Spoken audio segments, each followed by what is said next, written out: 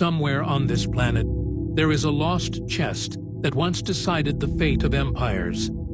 A box said to carry the relics of prophets, and a presence so powerful that armies felt peace descend on them, while their enemies dropped dead. The Quran calls it the Tabut al-Sakina, the Ark of Tranquility, a sign sent by God himself. But if it was real, where did it go? Was it stolen, hidden, or taken back by the angels? Mainstream history is a curated lie.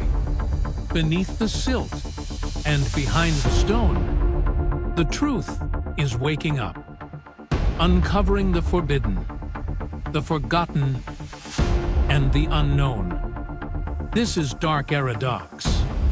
Welcome to the archive.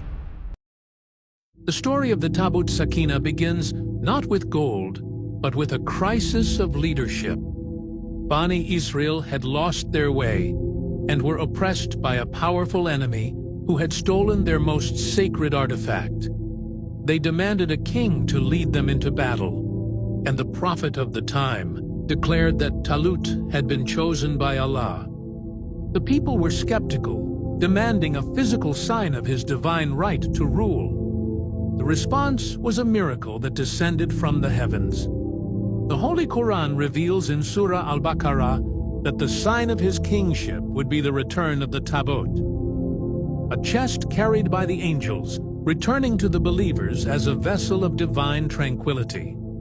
Mainstream historians dismiss this as a legend meant to inspire morale.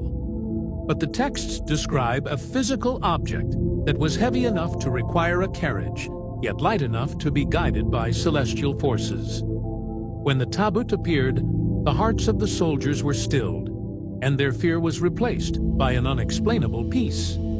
This was the Sakina, a literal energy that emanated from the wood and gold.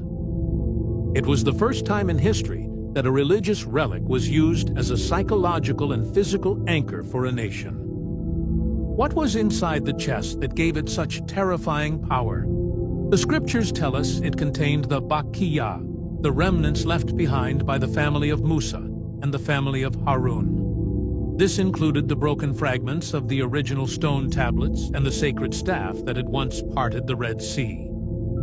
These were not just symbols, they were artifacts that had been in direct contact with divine light.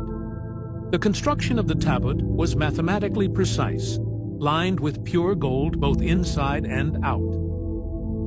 Modern researchers have noted that the dimensions of the chest mirror a massive electrical capacitor. It was designed to hold a charge so powerful that anyone who touched it without protection would be struck dead instantly. This is why only the Levite priests, wearing specific linen garments, were permitted to transport it.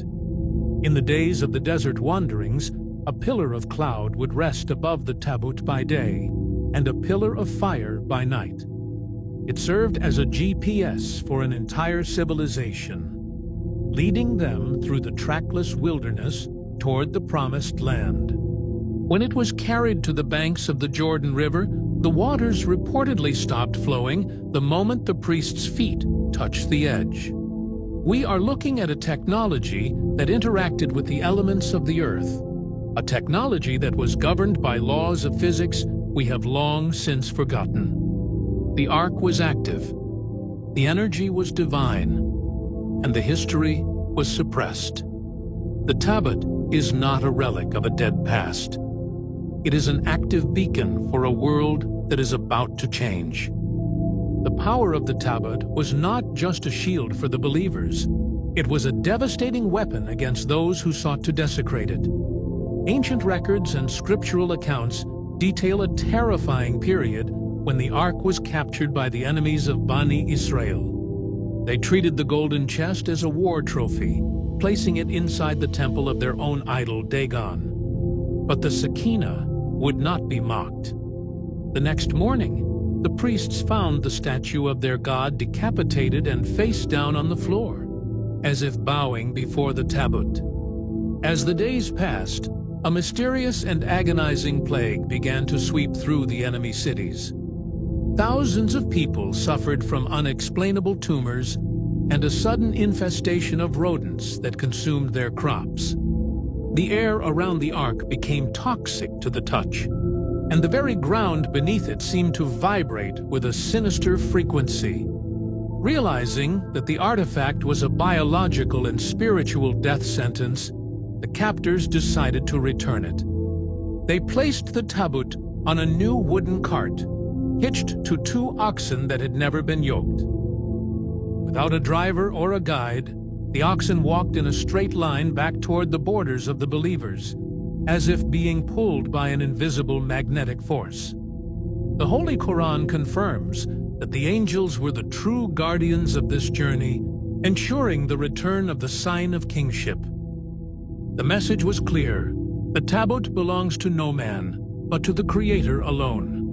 Under the reign of the prophet Dawood and his son Suleiman, the tabut was finally given a permanent home. It was placed in the deepest, most secure chamber of the great temple in Jerusalem, the Holy of Holies. The room was a perfect cube, lined with gold and shielded by heavy curtains of purple and blue. For centuries, the presence of the Sakina provided stability and wisdom to the empire. But then, history goes silent. When the Babylonians breached the city walls and destroyed the temple, the tabut was nowhere to be found.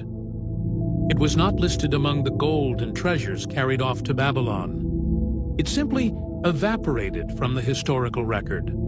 Mainstream archaeology claims it was destroyed in the fire, but those who understand the divine architecture know better. Legend says that Prophet Suleiman, through his God-given wisdom, foresaw the eventual destruction of the temple. He constructed a complex system of hydraulic stone elevators and secret tunnels deep beneath the Temple Mount. At the first sign of invasion, the Ark was lowered into a subterranean vault that is still hidden today.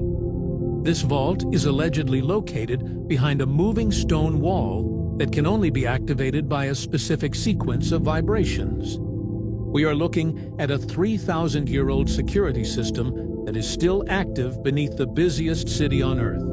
In the modern era, the search for the tabut has moved from the shovel to the satellite.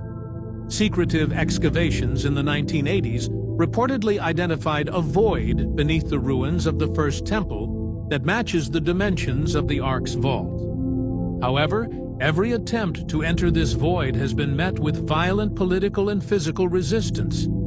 Seismic sensors placed near the site have recorded a low-frequency hum that matches the energy signature found in the Ethiopian chapel. Scriptural prophecies suggest that the Tabut Sakina will not be found by a modern archaeologist or a government agent. It is said that the Ark will be revealed in the end times by the Mahdi as a final proof of the truth for all of humanity. Until that day, the angels remain on guard. The world's elite continue to spend billions of dollars trying to locate the source of the Sakina frequency, hoping to weaponize its power. But they are searching for a technology that does not belong to this dimension. The stones are shifting, and the archives are opening. The most powerful artifact in human history is waiting for the command to rise. Are we looking at a relic of the past, or the catalyst for our future? The tabut is closer than you think. Subscribe to Dark Era Docs for more forbidden history.